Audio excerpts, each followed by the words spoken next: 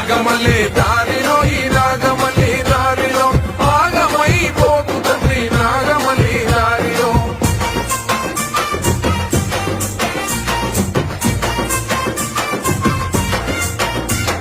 మల్లన్న సాగరులో బాధితుల గోడు చూసి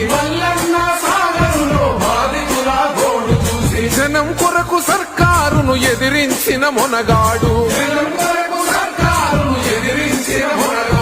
దుబ్బాక చేనేత కార్మికుల బతుకుల్లో నిబ్బరాన్ని నింపినోడు పెద్దన్నగా నిలిచినోడు రఘునందను పేరు ఇంట సర్కారు కుసలి జరమంట. నాగమల్లి దారిలో ఈ నాగమల్లి దారి